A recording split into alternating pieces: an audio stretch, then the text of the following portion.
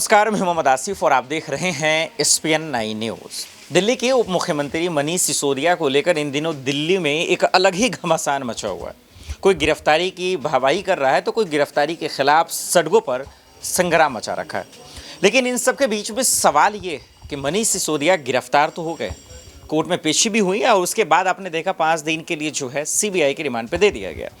लेकिन इन सब के बीच में अब गिरफ्तारी के खिलाफ मनीष सिसोदिया कोर्ट पहुंच गए। क्या वहां से कोई राहत मिलेगी? इन सब के बीच में 5 शर्तें उन पर लगा दी गई हैं, जरा उसको समझ लेते हैं।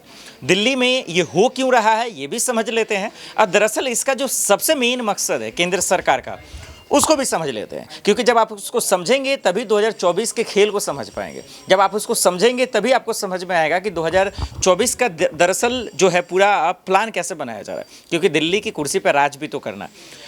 आप समझ ही गए होंगे कि आखिर मनीष सिसोदिया को गिरफ्तार किस वजह से किया गया, शराब घोटाले मामले को लेकर, और किस तरीके से शराब नीतियों को लेकर बीजेपी वर्सेस आम आदमी पार्टी के बीच में भूचाल मचा, ये इससे आप परे नहीं हैं। उनकी गिरफ्तारियां हो गई। हालांकि CBI जब उनको समन भेजी, हालांकि पहले रविवार को वो उनके सामने पेश नहीं हुए, लेकिन उसके बाद वो फिर पेश हुए। तभी तमाम आम आदमी पार्टी के कार्यकर्ता नेता कह भी रहे थे कि वो गिरफ्तार हो जाएंगे।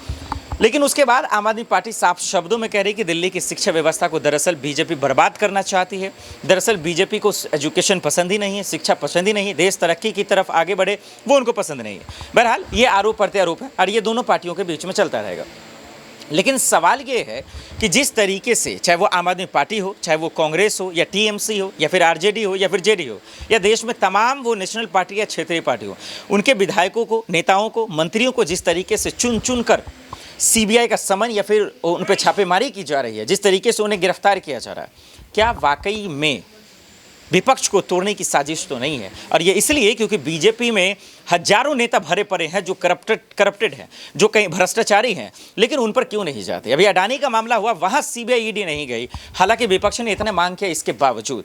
इसीलिए अब इन गिरफ्तारियों के खिलाफ दरअसल अभी की बड़ी खबर है कि मनीष सिसोदिया कोर्ट पहुंचे। अब देखना होगा कि वहाँ से आखिर क्या कुछ होता है। आज के लिए इतना ही, मुझे दीजिए इजाजत। आप देखते रहे SPN 9 न्यूज़। नमस्कार।